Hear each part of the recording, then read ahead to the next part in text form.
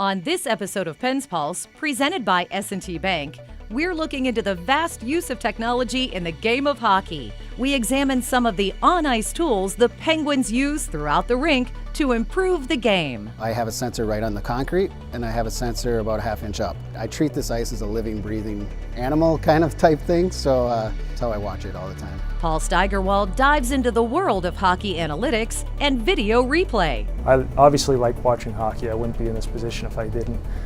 Sometimes I have to kind of reel it in and tell myself it's okay to watch a little bit less. And a new Dasher board comes to life as Josh Getzoff gives an update on the Penguins' innovative Rethink the Rink initiative. This is the problem. These boards are solid as rock. Our players are skating at high speeds and they're running into them. We need them to be able to still react the same way to the puck, but we need to reduce injuries. From PPG Paints Arena, this is Pens Pulse.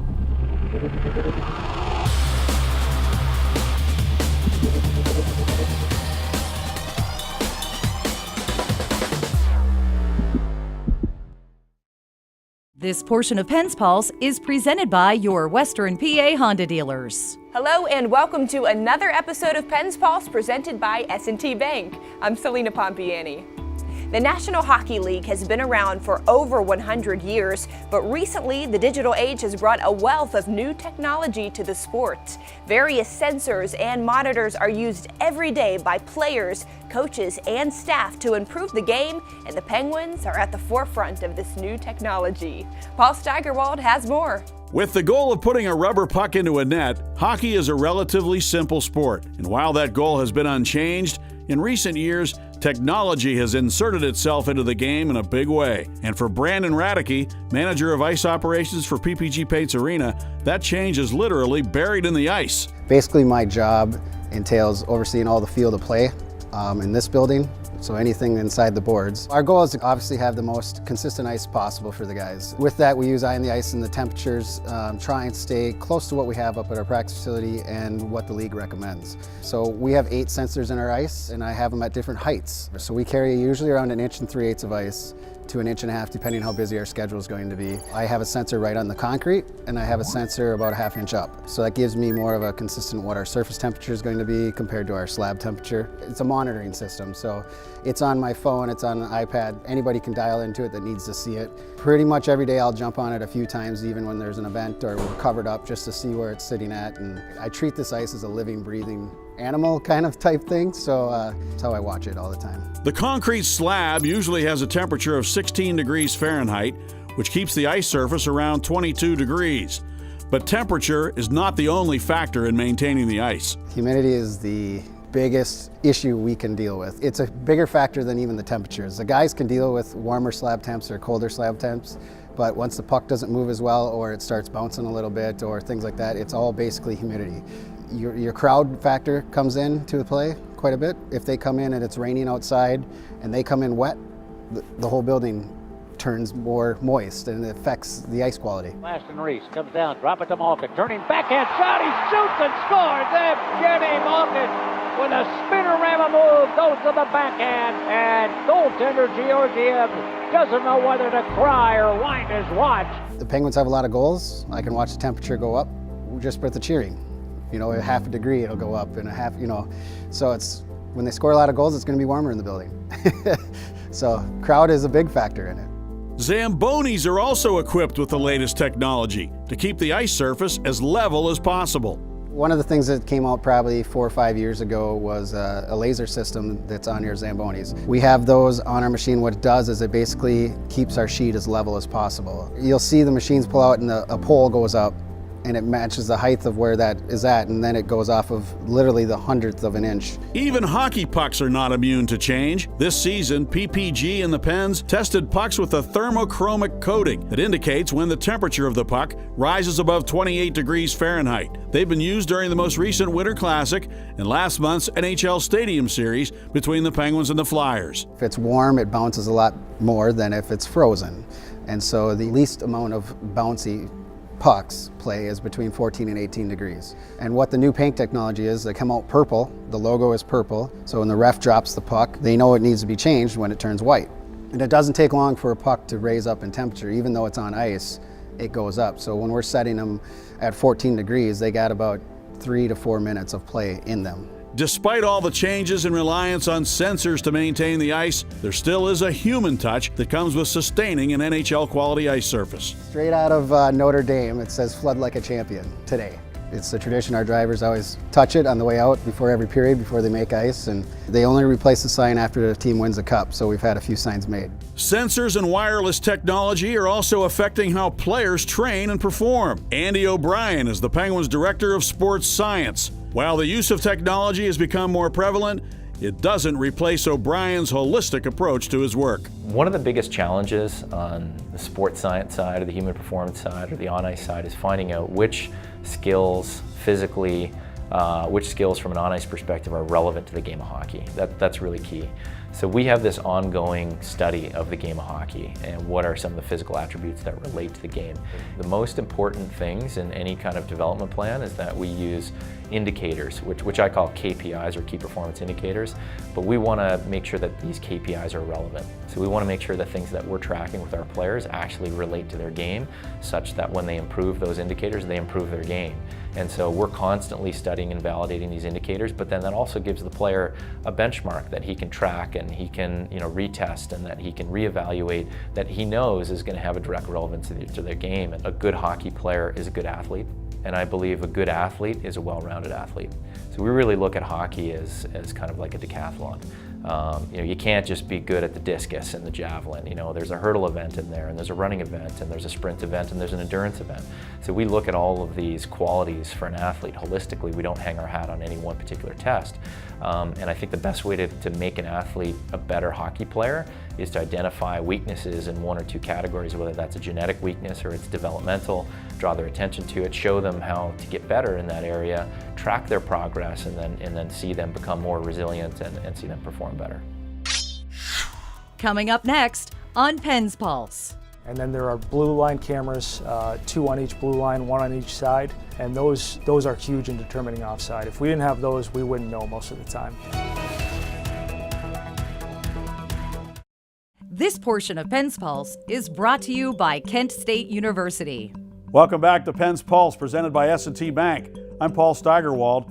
For much of the first century of NHL hockey, the best ways to assess a player's performance were the eye test and their respective goals and points.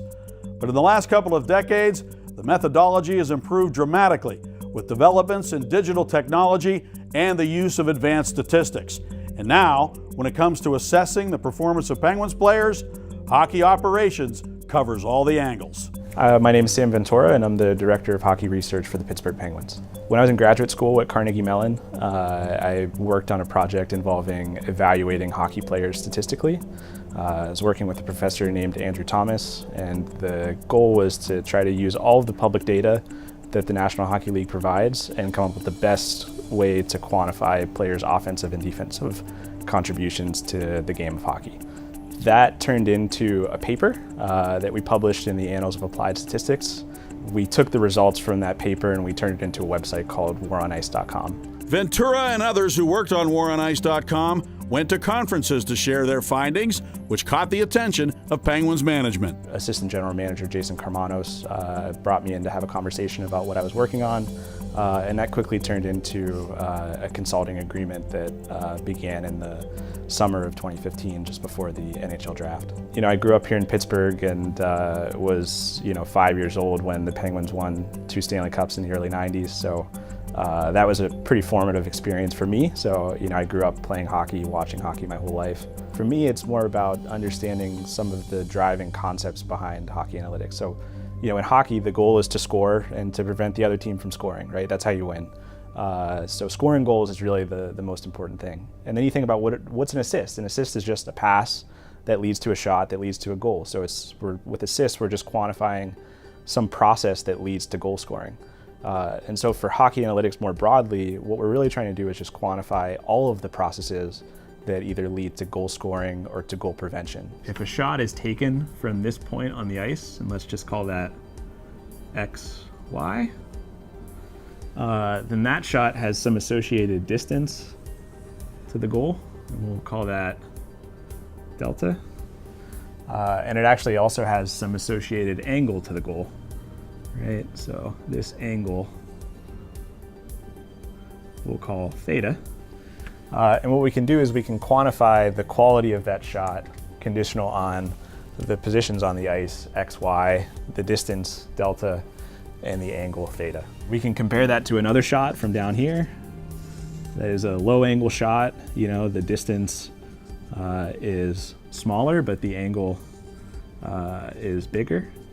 And so we might have a much worse probability of scoring from this point on the ice than the shot that was taken from a better angle. Unless you're Sidney Crosby and you bank it off. Unless you're Sidney Crosby, in which case you're scoring from down here, right? Back in front here, behind the net, Crosby, an impossible shot. Put it from behind the net on the backside of Niemi. You'd have to be here to believe it. That's all I can tell you.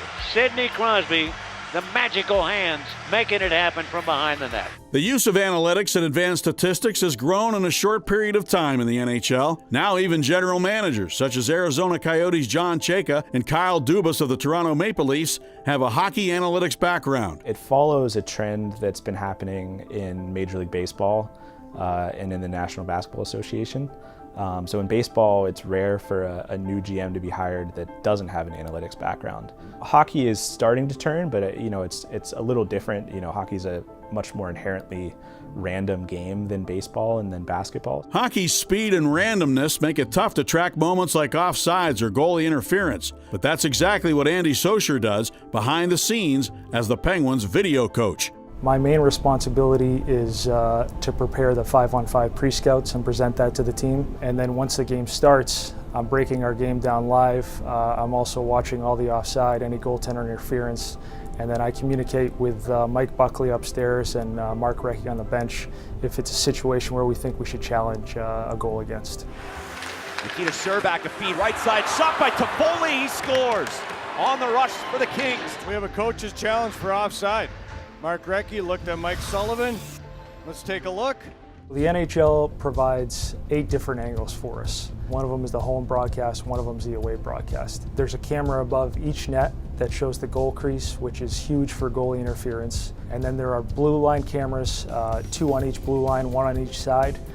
They're kind of, one of them is a little bit lower, one's a little bit higher. And those are huge in determining offside. If we didn't have those, we wouldn't know most of the time. The play has been overturned. It was offside. Please There's no goal. Clock to 3:24. Well, Andy Saucer, once again, all over it, Mikey. So the sauce man delivers again? Yes, he does. And he does a great job. He really does. I did this in college to a certain extent for Boston University when I was a student there. I remember my first couple weeks on the job, it was all videotapes. Coach Parker, who was a coach at the time at Boston University, handed me a pre-scout tape. He wanted me to break it down, and I threw it in the tape deck, and the VCR ate it. So 10 minutes later, I was on my hands and knees with some Scotch tape, just kind of putting the tape back together and trying to make everything okay, which fortunately we did, but we don't have those problems anymore with the digital age, so I'm thankful for that, for sure. We don't get a good enough look on the bench, but Sauce, when it comes to offsides and things of that nature, I have the utmost faith and trust in Sauce and what he sees. I just think he's an all-star. Socher's setup is the same whether at home or on the road, which came in handy in Game 6 of the 2016 Eastern Conference Final against the Tampa Bay Lightning.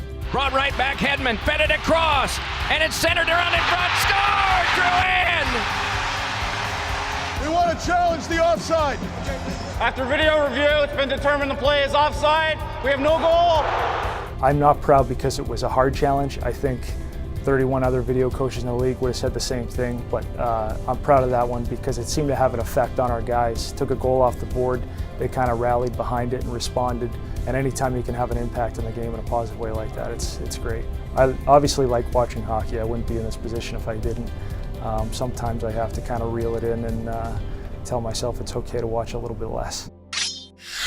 Coming up next on Pens Pulse. So now we have prototypes that could be the hockey board of the future. We may have just reinvented hockey boards. This portion of Pens Pulse is brought to you by Passavant Memorial Homes Family of Services.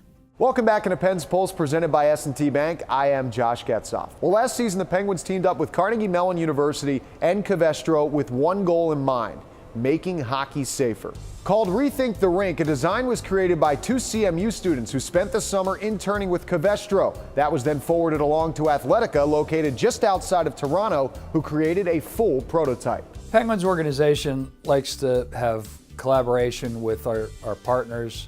The Rethink the Rink program is a direct result of those kinds of collaborations. Started with David Morehouse saying, Jerry, you guys, your company's material scientists.